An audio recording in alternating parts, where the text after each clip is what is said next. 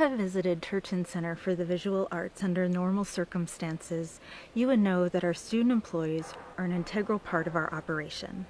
Oftentimes, students greet you at the front desk, help you navigate through our building, discuss current exhibits with you, monitor the galleries, and host art workshops. Since March of this year, our students have taken on different roles. They may not be as obvious, but are no less valuable. We are awestruck at their ability to adapt to these changing circumstances and continue their own artistic practice. In an effort to introduce the audience of an Appalachian Summer Festival to our valued students, we created this feature on Gallery Ambassador Brooke Drury. Brooke represents about a dozen students working at the Turchin Center that have been discovering new ways of navigating the unique challenges of being a student and an artist during this time. We sent Brooke a list of questions related to the Turchin Center and her art-making practice. She was kind enough to answer and show us a glimpse of what she's been working on at home. We are thrilled to introduce her to you. Hello, my name is Brooke Drury, and I'm currently going into my junior year at Appalachian State University as a studio art major with a concentration in painting. I'm originally from Charlotte, but currently living in Boone. At the start of my sophomore year, I knew that I needed to get a job and I wanted to work in a space that would allow me to grow as an artist and get more immersed in the art scene of Boone. A friend actually reached out to me about a position opening as a gallery ambassador for the Turchin Center, and immediately I was thrilled. Being a gallery ambassador means that I get to work in a space filled with artwork, I get to share my love and passion for the artwork with patrons, and I get to be surrounded by fellow creatives. I think that being a gallery ambassador is personally satisfying because oftentimes it's easy to walk through an art gallery absent-minded, but in my position, I have the chance to share the deeper meaning of pieces with patrons so that they gain a greater appreciation and understanding of the work. Personally, I have found deeper understanding of the artwork in the gallery as well as artwork as a whole through gallery walkthroughs and First Fridays.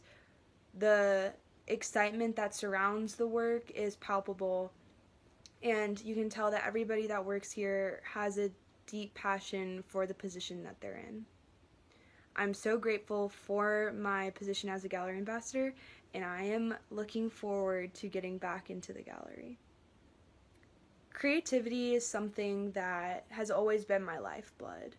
I like to think that I view the world in a curious way, and I'm constantly searching for the strange and amusing. My artwork I would personally describe as psychedelic, and by this I mean I like to take my work and turn it into something that portrays a different view of reality, whether that be through the style I painted in or the actual content of the piece. I think that the thing that makes art so amazing is that it can truly be whatever the artist conjures up in their mind.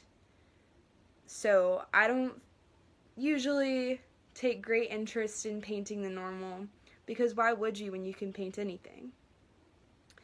I have a deep love of painting, and I primarily work in oil paints because I love the way that light hits the colors on canvas and the way it blends smooth like butter and gives you more work time to create the transitions you need to. But acrylic is something I am familiar with and also have a deep appreciation for.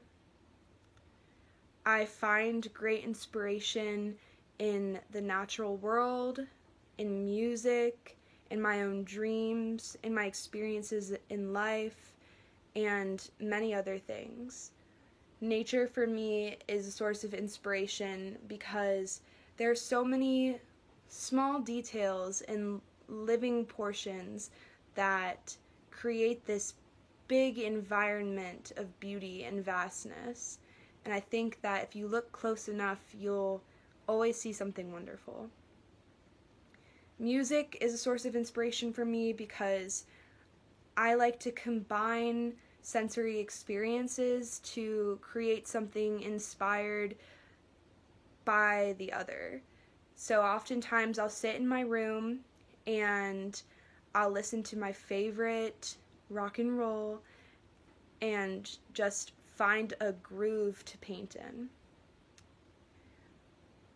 I am oftentimes inspired by my own dreams because they present this wacky, distorted, uncontrollable landscape that I'll often wake up and try to capture in my journal so that I can later translate that onto canvas.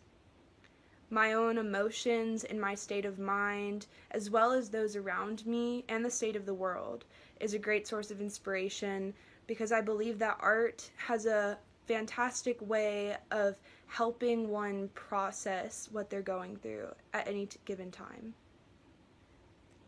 I feel most creative when I'm surrounded by things that strike my imagination. This is again outside for me because I find nature, and especially the Blue Ridge Mountains, to just always have something new to explore. But I also try every single day to find something wacky to fill my own space with.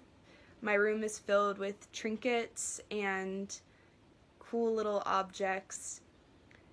And this is especially helpful because my bedroom doubles as my studio space. So when I'm painting in here, there's always something that will catch my eye and maybe provide even a little bit more inspiration than what I had going into creating a piece.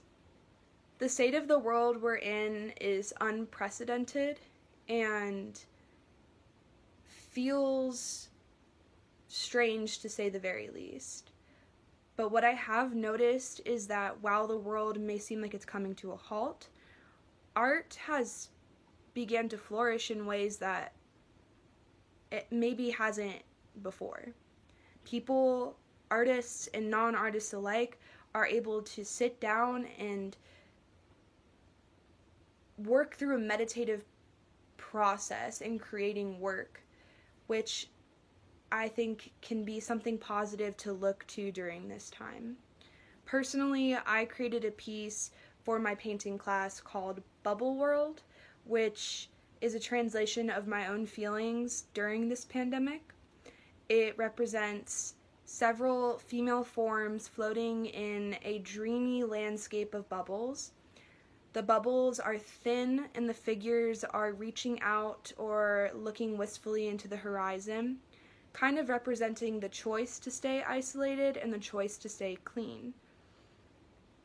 Being in a time where social contact is not allowed is troubling, but it is a choice to continue to stay safe and stay well for the sake of yourself and for others. And I feel that in times like these, it is important to document the state of the world through artwork so that we have something to look back on. In regards to the future, I think that if I knew exactly where I was going, life would be incredibly boring. And the beauty about my major is that it has so many options to offer. I work in painting, but I am interested in learning more about woodworking, which I found a great love for, clays, fibers, digital artwork, printmaking, fashion, and even tattooing. I think the future is vast and unknown, and this is exciting to me. The most important thing I feel as though I need to do right now is to continue to talk to artists, continue to talk to members of the Turchin Center, continue to reach out and seek out opportunities so that I can grow as an artist and see where the wind blows me from there.